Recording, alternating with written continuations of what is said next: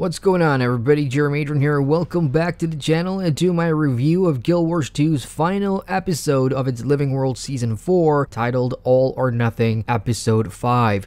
You've seen the trailers, you've seen my playthroughs, and now it's time to make sense of it all and break it down. Just how good was this episode, and what's the fun and not so fun parts? Let's begin with the map of Episode 5, Thunderhead Peaks. Thunderhead Peaks is huge in comparison to the rest of the Season 4 maps, and I love it. We all know at this point exactly why we've come here. Playing through the story, you'll learn that we'll need the ancient forge beneath the keep to recreate the Dragon's Blood spear to stop Kralkatorrik, the remaining antagonist this season, and the whole gang is here. Our plan is to lure the Elder Dragon right to our doorstep and take him out for good. The entire Thunderhead Peaks map reflects that, and each of the 4 hard tasks scattered around is all about the war effort. Assuming you're here for the collections as well, then you definitely want to be doing these hard tasks, so expect to be helping out in the barracks where troop morale is understandably shaken due to the weight of the impending task. So as commander, you'll rally the troops and help out in what way you can. In the Deldrimor Ruins area, the Priori are uncovering ancient dwarven artifacts, and the operation is being overseen by Roban,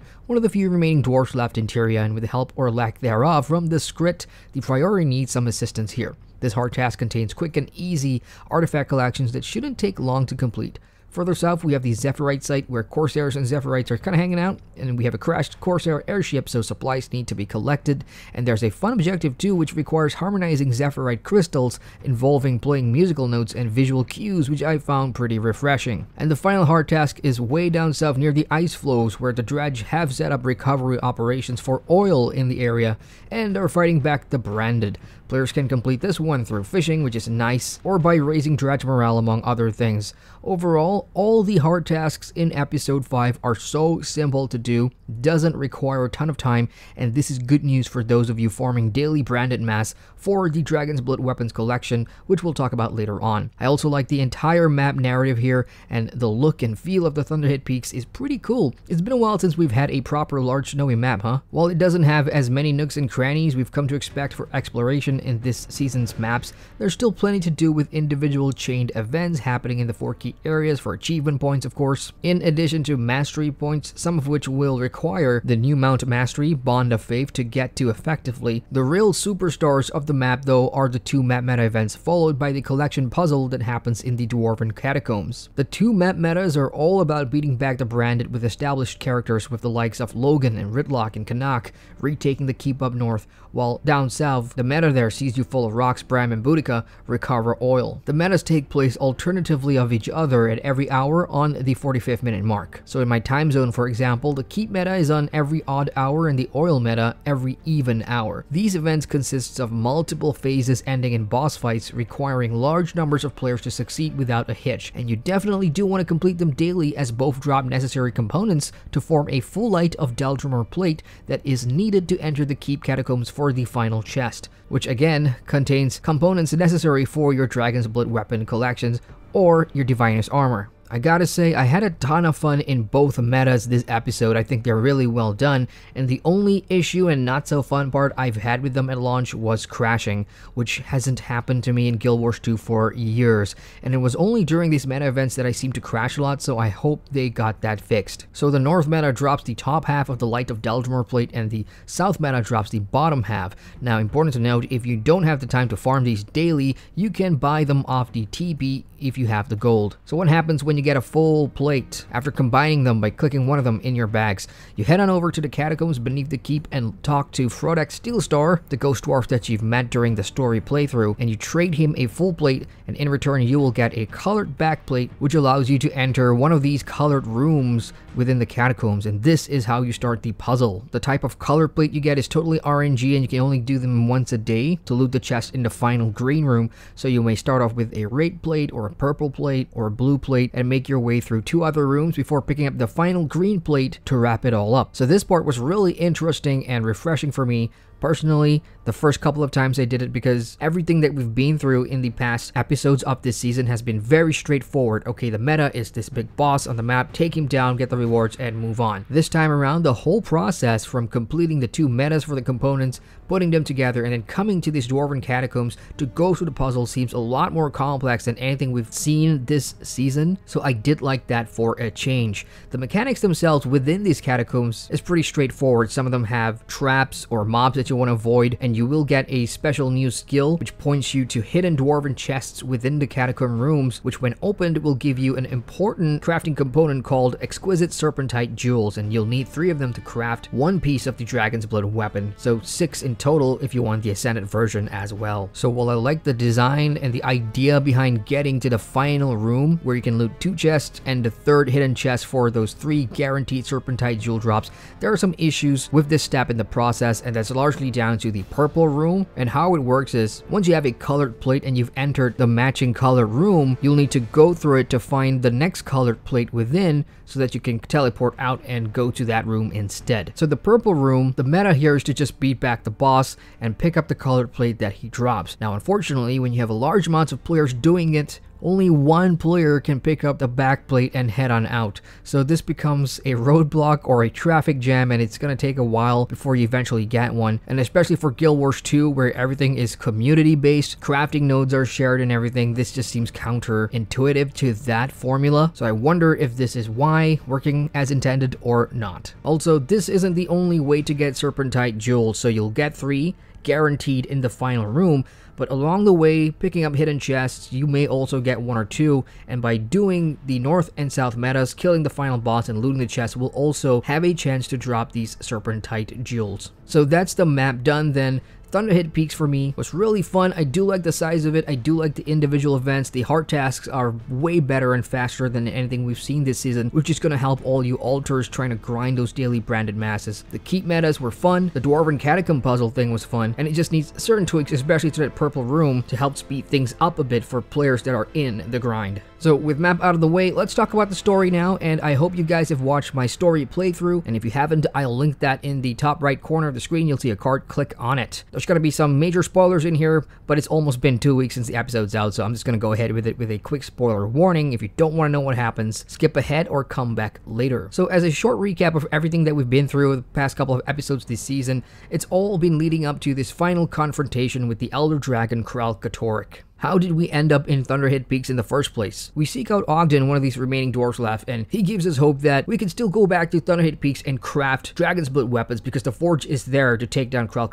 And as the commander, the scion and champion, you and Aurene, the episode starts off the first chapter with Glint's trials, and it is here that you'll pick up some pretty cool new skills that you can do in tandem with Aurene to get rid of branded crystals or power up a crystal, and at the same time, the mechanic of Dragon's Blood spears is introduced to you, whereby you get a new ability or special action button which allows you to throw Dragon's Blood spears at branded and do massive amounts of damage. It also interrupts foes, and you get a stack of 10. Get used to it here because the North Keep meta will have similar mechanics that requires these spears for the final boss fight. Glint's trials itself is pretty straightforward. Your task is to follow exactly what the objective says. Help power up crystals, kill branded with your new skills, and the achievements here are not to get hit by any of the AoE that's happening. And all in all, it's pretty quick and easy. There is a boss fight here where you get to beat and take down a branded version of Aurene, but other than that, easy peasy. And this is your teleport into the Thunderhead Peaks map. Once there, the whole gang is here, from Logan to Ridlock to Kanak, Bram, Rox, and again, the only 2 people missing from the group are Marjorie and Casimir, who at this point, I don't know when we'll see again, but this is where things really start to pick up. Beneath the keep in the Ancient Forge, we have Forge Master Helena, who gives us the task of refiring up the forge, and to do that, we'll need 2 things. One is a new mold for a Dragon's Blood spear, and the other is oil to get the forge working again. These story tasks pretty much takes up the rest of the in-between chapters before the final showdown, and you'll definitely see some shocking moments in here. For example, when spirits coming out of the mists warns us that Kirill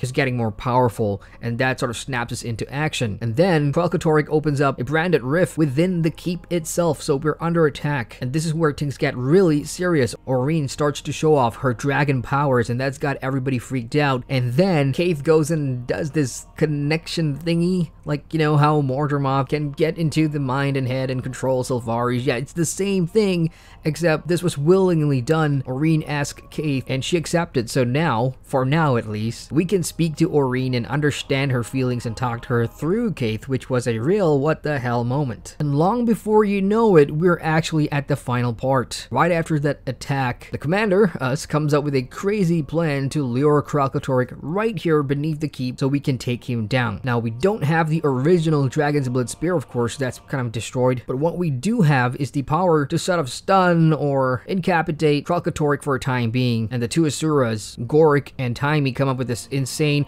but pretty clever plan, amplify the power of these crystals that can stop Kralkatorrik, and that's why it made sense to lure Kralkatorrik into an area beneath the keep where these weapons will be amplified and do much more damage to him. And the technology behind that amplification lies with the dredge. So after a quick detour to go help the dredge to trade them for this sonic amplification plates or whatever, we come back and take part in the final showdown. Ready or not, this is it. This is the final showdown with Kralkatorrik. So straight away, the feeling that I'm getting for this final fight is one of both excitement and fear. Fear of losing a character that we've been so attached to this entire season. The previous expansion, the previous season, and the expansion before that, all these casts of characters that we have on our roster today has gone through a journey with us, and we've seen them grow, we've seen their character arcs grow. So if we were to lose a key member of this squad that we have right now, it's going to be an emotional moment. It's going to be really painful. With that in mind, I start the boss fight, and whoever designed this boss fight mechanic deserves a pay raise. This was one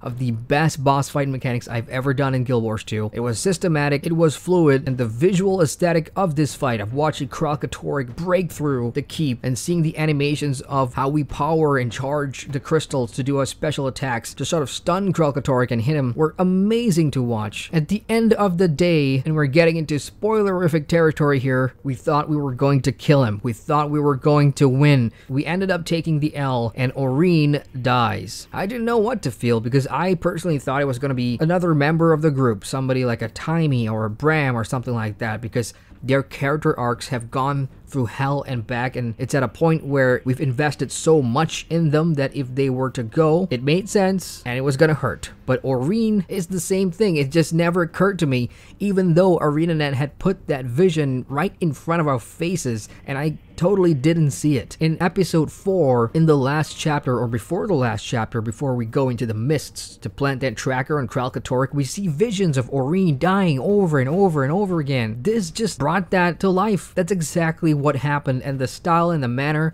and the posture of how she dies is exactly the same from that in the vision. It was really hard to swallow at the end of the day, and it was pretty impactful, especially how the episode ends with Bram asking, "What do we do now?" And us, the commander, says, "I don't know." And that's exactly how I feel about the ending of this episode. I don't know where this is going to go next. I thought personally Kralkatorrik was going to die and we'll move on to a new chapter in Guild Wars 2, something that's going to take us to bigger and better things, but unfortunately that's not the case. We still have this Elder Dragon to kill. So overall, story perspective, episode 5, as most of the Living World season episodes go, the stories through the chapters have got really solid narrative beats. They are short, I've come to accept that, but this one in particular hit me really hard. The impact was immense. It's just hard to imagine what we're gonna do now without Aurene, but this is where player theories come in. Aurene, prior to this in episode 3, she's got Palawa Joko, or essence of Palawa Joko, or whatever in her. She's also got some power from Balthazar, so who knows, she could be resurrected, she could be reborn. There's all kinds of theories going on, so if you're buying into that, then this episode will have less sort of an impactful meaning on you. I'm just gonna take it as it comes and we'll see what happens next. Story-wise, my seal of approval, I had a blast in this episode. Now let's talk about other things the episode introduced, and this one has the Dragon's Blood weapon collection, so let's talk about that. It is the main thing players will be working to unlock in episode 5 once you're done with the story here. It's tied directly to the story, of course, so there's 16 exotic weapons that players can purchase recipes for, craft, and then pursue the ensuing assignment in order to receive the necessary components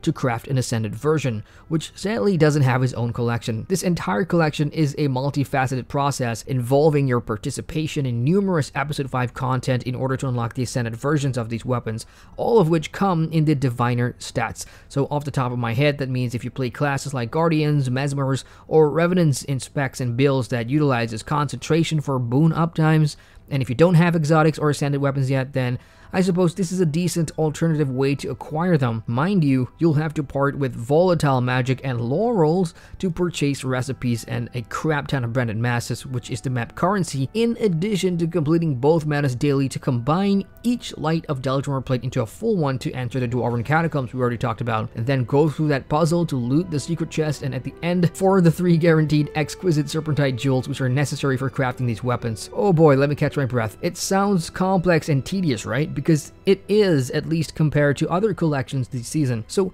for the purpose of this review, I went ahead and crafted a greatsword for my Chrono Mesmer and went through the entire process right up till the end of the Ascended version.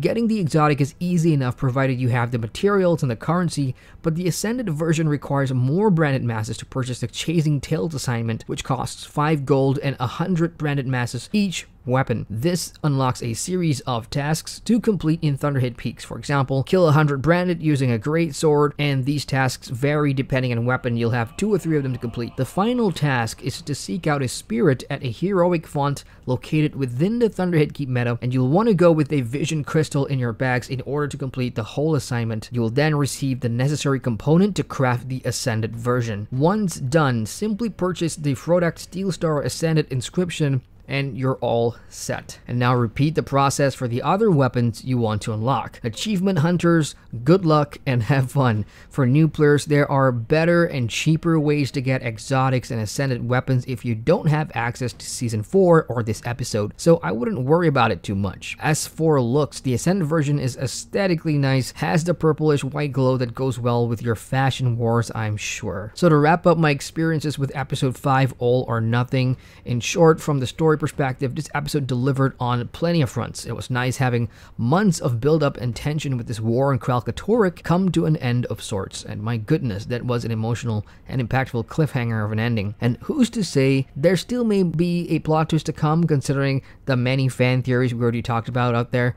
As for the map content this episode, returning to Thunderhead Peaks must be a thrill for many Guild Wars fans, and the huge size of the map plus the organic narrative that weaves throughout the hard tasks and events and meta events are things Guild Wars 2 has always gotten on point, and they are fun to do for sure. It's with the Dragon's Blood weapons collection that I'm not really keen on this episode, not because it lacks any sense of accomplishment on completion or that it's going to be a real lengthy grind to acquire the full exotic and Ascended sets. For me personally, there are better and more efficient ways to get weapons with the stats you want rather than putting yourself through episode 5's tedious collection process, so newer players keep that in mind. For those of us sitting on plenty of laurels and time, these are achievement points that I suppose are worth doing for completionists. Rounding it all up are the Ferris Longbow, which I'm collecting the mats right now for. I need about 1,000 more gold worth of wood mats, so I'm still not there yet, but I do like how it looks in the animation compared to the other legendary bow in game currently. The Siren's Refractal is also on my radar. I'm only a few fractal levels away from actually running the damn thing, so I'll report back on that when I can. So this is it, you guys. Season 4 seems to be over. There's been lots of chatter on the future of Guild Wars 2 in terms of what's coming next. Is it going to be straight away Season 5 and then an expansion, or the expansion first? And there's even talk of Guild Wars 3, who knows? So I'm curious to know what you guys think of all of that. For me, I can't wait, whatever it is. If it's Season 5 or an expansion, this story has to end. This whole Kralkatorrik war has to end, and we have many more places to see in the Guild Wars universe, and I'm looking forward to it. So that's it from me. For those of us who finished episode 5, let me know your thoughts. Was this your favorite episode of Season 4? Now that we know it's the final episode and Season 4 is done, what was your favorite moment in this episode? And where does that leave us? Are we coming close to the end of Guild Wars 2, or is there more to come? Let me know your thoughts, comments below, go, go, go. Hit the like button for more in Guild Wars 2, and feel free to subscribe to the channel for more MMO content. Once again, I'm Adrian, and I thank you for watching. For example, people are saying that having dragons, more dragons now on the Elder Scrolls Online is going to be a little lore breaking, because according to most people, there hasn't been a ton of dragons in this time period, and you know, when we play the Elder Scrolls games, getting all the way up to Skyrim, it's been mentioned a couple of times that there's only one